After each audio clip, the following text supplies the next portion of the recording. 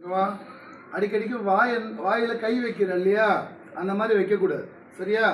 சாப்பிடும்போது தான் நம்ம கை வாய்க்கிட்ட போகணும். சாப்பிடும்போது கூட என்ன பண்ண, கையை நல்லா கழுவணும். சார் சொல்லி கொடுத்தேன் இல்லையா, நல்லா கையை கழுவிட்டு தான் சாப்பிடணும். அடிக்கடிக்கு நீ என்ன பண்ணுறன்னா, இப்படி வாயில் கை வைக்கிறது, நாக்கால் இந்த பகுதியெல்லாம் நாக்கு படுது இல்லையா, அப்போ என்ன ஆகுன்னா இங்கே இருக்கிற தூசி, அழுக்கு, கிருமி இதெல்லாம் என்ன பண்ணா நாக்கு வழியாக வாய்க்குள்ளே போயிடும். சரியா? இப்போ நீ 1 தான் வந்திருக்கு, இப்போ தான் சேர்ந்துருக்க இல்லையா, உங்ககிட்ட நிறைய நல்ல விஷயம் இருக்குது.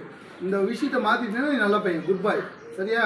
நீ என்ன பண்ண, அடிக்கடிக்கு இந்த கையெல்லாம் போட்டு நாக்கால் இப்படி இப்படி பண்ணிகிட்டே இருக்கிற, அந்த மாதிரி பண்ணக்கூடாது. வயிற்றுக்குள்ளே என்ன ஆகிடும், கிருமிலாம் போயிடும். புரியுதா?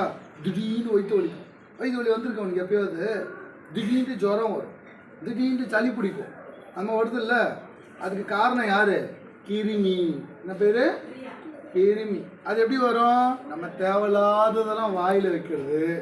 புரியுதா? அந்த மாதிரி பண்ணுறதுனால தான் வருது. வயிற்றுக்குள்ளே கிருமிகள் போகாமல் இருக்கணும்னா கையை அடிக்கடிக்கு இந்த மாதிரி பண்ணக்கூடாது. சரியா? இனிமேல் பண்ணாமல் இருப்பியா? நல்ல பிள்ளையா இருப்பியா? சரியா?